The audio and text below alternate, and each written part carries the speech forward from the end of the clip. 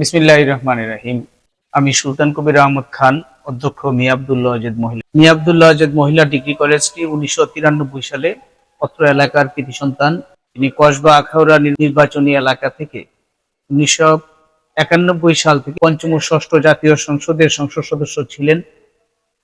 তিনি এই কলেজের প্রতিষ্ঠাতা। তার একক অর্থায়নে এই কলেজটি প্রতিষ্ঠিত হয়।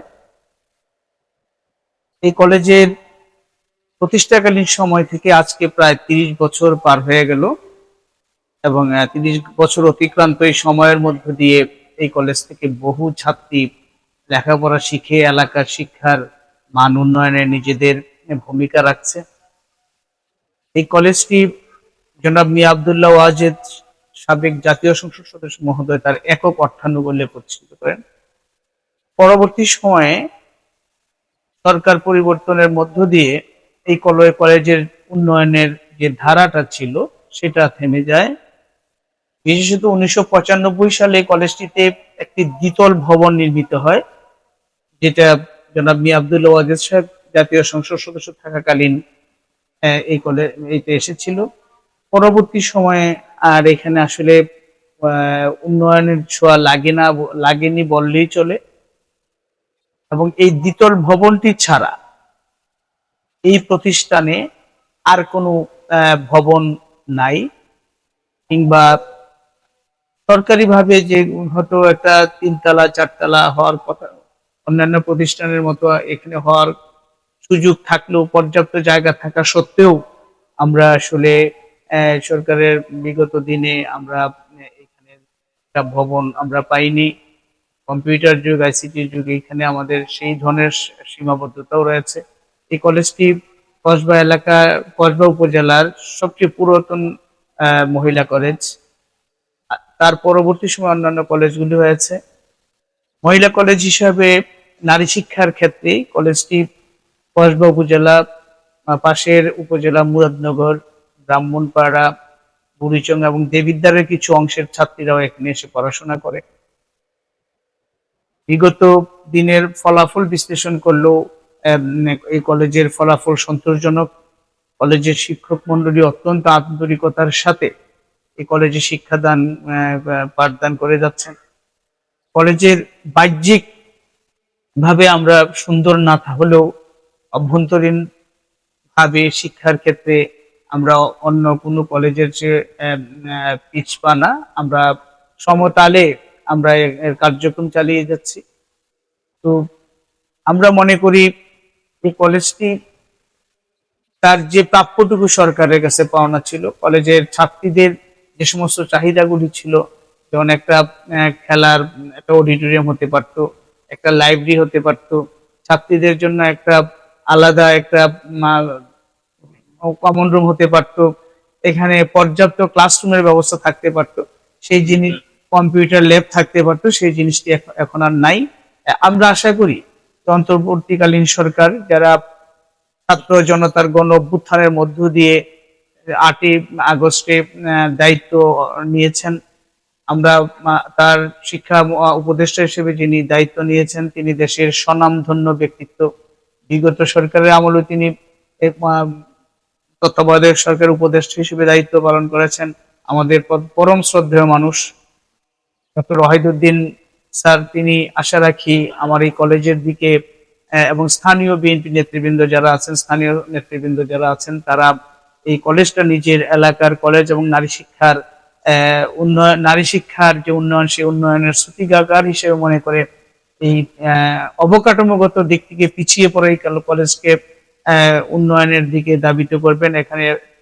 এখানে যে শিক্ষার যে শ্রেণীকক্ষের যে অভাব, সেই অভাবের কথা বিবেচনা করে আমি মনে করি কসবা উপজেলায় যতগুলি কলেজ আছে, যদি প্রথমভাবে কোনো কলেজ নির্বাচিত হয় একটা ভবন পাওয়ার জন্য, সেখানে আমার কলেজ অবশ্যই বিবেচিত হবে বলে আমি বিশ্বাস করি। আমাদের এই ছাত্রীদের জন্য একটা কমন রুমের ব্যবস্থা হবে এবং কম্পিউটার ল্যাবের ব্যবস্থা হবে, যা আধুনিক শিক্ষায়নের ক্ষেত্রে গুরুত্বপূর্ণ ভূমিকা পালন করতে পারে। আমাদের কলেজে আমরা নিজস্ব অর্থায়নে একটা ছোট্ট নামাজঘর করেছি। এখানে আসলে একটা বড় মসজিদের ব্যবস্থা হতে পারে, যেখানে মেয়েরা একসাথে অনেক মেয়ে নামাজ পড়তে পারে। অনেক সমস্যা। একটা প্রতিষ্ঠান এত সমস্যা নিয়ে দাঁড়িয়ে থাকা অনেক কঠিন। আমি হয়তো এই স্বল্প সময়ে এই সমস্যাগুলো বলতে পারবো না। কারণ আমার কলেজের বেতনও একেবারেই কম। আমরা দ্বাদশ শ্রেণীতে, এই কলেজে প্রতিষ্ঠা থেকে শুরু করে এইবারে দ্বাদশ শ্রেণী পর্যন্ত আমাদের কলেজের বেতন মাত্র ৮০ টাকা। ইন্টারমিডিয়েট প্রথম বর্ষের বেতন মাত্র ১৫০ টাকা। এটুকু আমাদের মাননীয় প্রতিষ্ঠাতা উনি বলেছেন যে আমি নারী মেয়েদের জন্য অবহেলিত, এই এলাকার অবহেলিত মেয়েদের জন্য এই কলেজটা আমি প্রতিষ্ঠা করেছি। অনেক গরিব মানুষের সন্তানেরা এখানে পড়াশোনা করে, সেই কারণে আমরা আসলে ওইভাবে বাড়িয়ে বেতনও নেই না। তো সেই দিক থেকে আমাদের অর্থনৈতিক সংকট একটা থেকেই লেগেই থাকে। তো আমরা আশা করব যে সরকারি অর্থায়নে যদি আমাদের শ্রেণীকক্ষের যে সমস্যাটা সমাধান করা হয়, মেয়েদের জন্য যদি একটা কমন রুমের ব্যবস্থা করা হয়, নিশ্চয়ই কলেজের উৎকর্ষতা সাধিত হবে। পাশাপাশি এই কলেজে প্রায় ৮০০-র মতো ছাত্রী, একাদশ দ্বাদশ তারপর স্নাতক শ্রেণীতে প্রথম দ্বিতীয় তৃতীয় বর্ষের ছাত্রীরা এখানে পড়াশোনা করে। আর সবচেয়ে আরেকটা বড় বিষয় হলো এই কলেজটা প্রথম থেকেই এলাকার প্রথম ডিগ্রি মহিলা কলেজ। কিন্তু আমরা আসলে স্নাতক শ্রেণীর জন্য আমরা আমাদের এমপিইউটা এখনো পাই নাই। আমাদের স্যাররা বিগত দিন প্রায় শুরু থেকে আজকের দিন পর্যন্ত আমরা বিভিন্ন সময় অ্যাপ্লাই করেছি, মন্ত্রণালয়ে আমরা কাগজ পাঠিয়েছি। আমাদের সর্বাত্মক সকল ধরনের ক্রাইটেরিয়া গুলি ফুলফিল থাকা সত্ত্বেও কেন আমরা পেলাম না, এর আসলে বিষয়টুকু হয়তো আমাদের জানা নাই। কিন্তু আমাদের কাছে মনে হয়েছিল যদি একটা কলেজও পায়, মহিলা কলেজ হিসেবে নিশ্চয়ই আমরা এটা দাবি করতে পারি। কিন্তু আসলে দুর্ভাগ্য যে আমাদের স্নাতক শ্রেণীর এমপিওটা হয় নাই।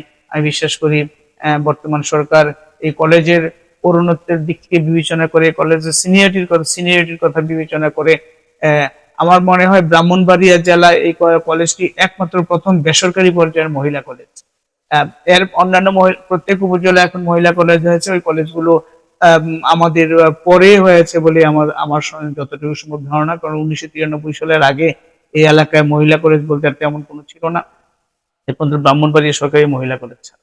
আমি আশা রাখি এত পুরনো, প্রায় ৩০ বছর অতিক্রান্ত একটি কলেজ, এই কলেজের ইনফ্রাস্ট্রাকচারের এই সমস্যাগুলো মাননীয় উপদেষ্টা মহোদয় থেকে শুরু করে অন্তর্বর্তীকালীন সরকারের প্রধান উপদেষ্টা থেকে শুরু করে যারা শিক্ষা খাতের সাথে জড়িত আছেন, শিক্ষার বিভিন্ন স্তরে যারা নিজেদের মূল্যবান সময় দিয়ে শিক্ষার খাতকে এই দেশের মানুষের জন্য সমৃদ্ধশালী করছেন, তারা নিশ্চয়ই আমার এই কলেজটার দিকে একটু নজর দিবেন এবং আমাদের যে সমস্যাগুলো আছে তার কিছুটাও যদি পূরণ হয় তাহলে আমরা নিজেদেরকে সার্থক মনে করব এবং আপনাদের সর্বাত্মক সহযোগিতা আমরা কামনা করছি।